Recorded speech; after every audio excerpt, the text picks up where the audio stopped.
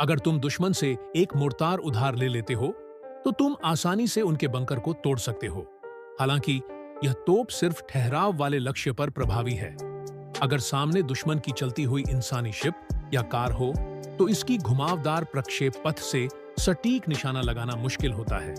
मान लो तुम नली बैरल को लगभग समतल रख दो, तो हाँ, क्षैतिज प्रक्षेप पथ मिल जाएगा, पर मोर्टार गोलियों शेल में नीचे की तरफ लगी स्ट्राइकर पिन पर गिरे बिना विस्फोटक द्रव्यमान सक्रिय नहीं होता। इसलिए समतल रखकर फायर करना संभव ही नहीं रहेगा। पर यह भी तुम्हें परेशान नहीं करता। तुमने गोले के नीचे के फिन पूंछ पंख हटा दिए और तोप की नली को थोड़ी सिकोड़ दी। साथ ही नीचे की तरफ पहले से मौजूद फ्लैश फ्यूज को नीचे स्थानांतरित कर दिया। नली के तट पर एक छोटा छेद खोदा और ऊपर की ओर धक्का देने वाला एक हथौड़े जैसा हिटरम लगा दिया। अब जब तुम ट्रिगर दबाओगे और शत्रु की आग फ्यूज प्रज्वलित होगी, तो गोला तुरंत सक्रिय हो जाएगा। लेकिन बिना फिन वाले गोले की सटीकता बहुत घट जाती है। इसलिए तुमने प्रोपेलेंट फायर चार्ज के पीछे एक स्थिरता पाइप स्टेबलाइजर ट्यूब जोड़ दी और फोल्ड होने योग्य पूंछ पंख लगाए।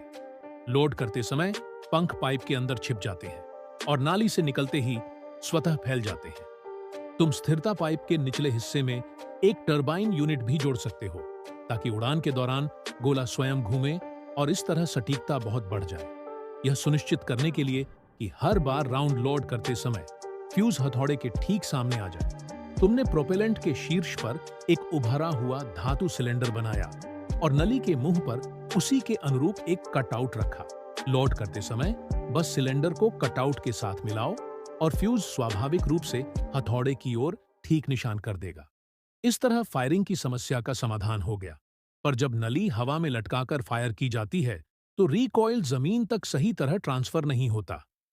इसलिए तुमने नली की पुष्टि पर एक हॉर्न सा मुंह बनाया, जो रिकॉइल को फैलाकर लगभग शून्य के पास ला देता है।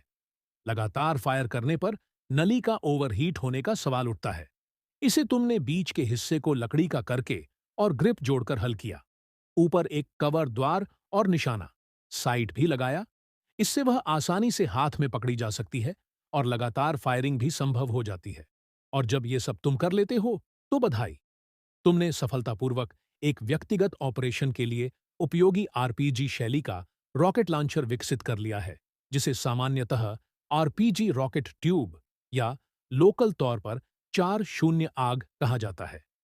अपने शक्तिशाली आग और आसान पोर्टेबिलिटी के कारण यह हथियार गुरिल्ला युद्ध का राजा कहा